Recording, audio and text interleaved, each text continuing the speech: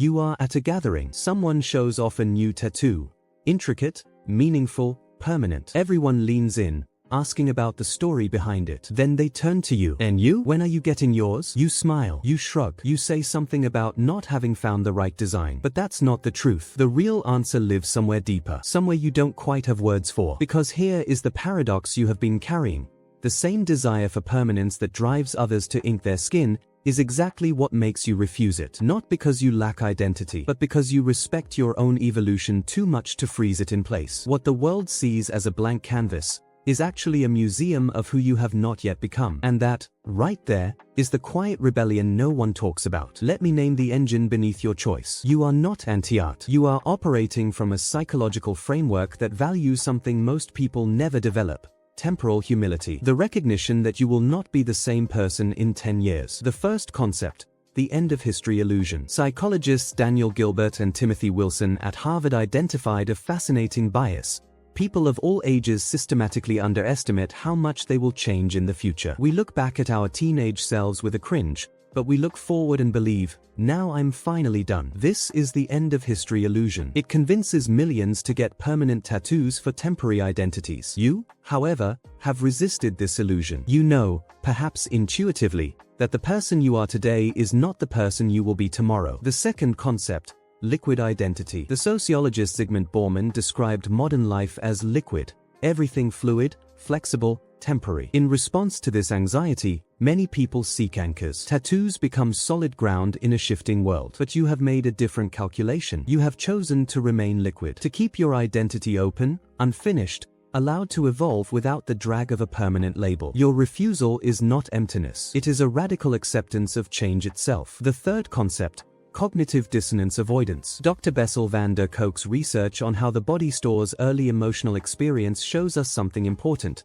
The body remembers every decision it was forced to live with against its will. When a permanent mark no longer fits the person you have become, your brain faces a painful choice: accept that you made a mistake, or convince yourself you still love it. This internal conflict is called cognitive dissonance. Most people resolve it by revising their feelings. You have simply chosen never to enter that trap. You are not avoiding pain. You are avoiding self-deception. But this clarity comes at a cost. You have sacrificed belonging for freedom. You have traded tribal identity for individual fluidity. And the loneliness of that trade is real. You watch friends bond over matching tattoos. You see couples engrave each other's names. You witness the quiet ritual of turning skin into story, and you stand outside it. Not because you don't understand, but because you understand something they don't. Every permanent mark is also a permanent limit. And the deepest fear, the one you rarely say out loud, is not that you will miss out on a tattoo. It is that your refusal to commit to a visible identity will leave you invisible. That people will see your blank skin and read it as empty character. That you will be overlooked by people who prefer a story they can see. You have chosen the path of the ghost,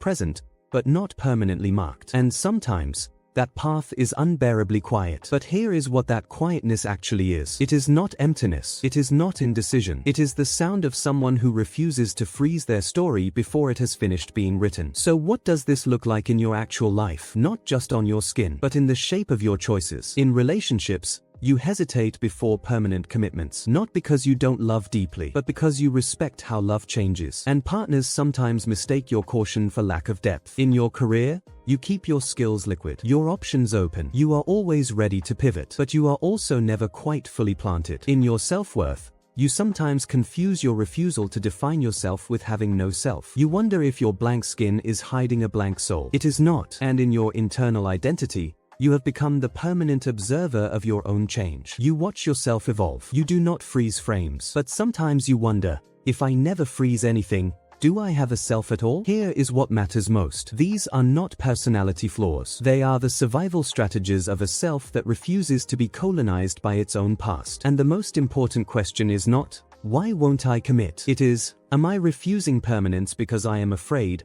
or because I am committed to my own freedom? For you, the answer is freedom. So, what do you actually do when your blank skin becomes a psychological battlefield? You don't get a tattoo to prove you can commit. You don't remain bare to prove you are free. You choose, and you own the choice. Tool 1. The Future Self Letter. Write to yourself 10 years from now. Ask, what permanent mark would you regret most? Then ask, what temporary expression would you celebrate? You are not anti-art. You are anti-lock-in. Tool 2. The microclaim practice. Once a day, make one small, deliberate declaration about who you are right now. Not forever. Right now. State an opinion without hedging it. Hold a preference without apologizing for it. This is not contradiction.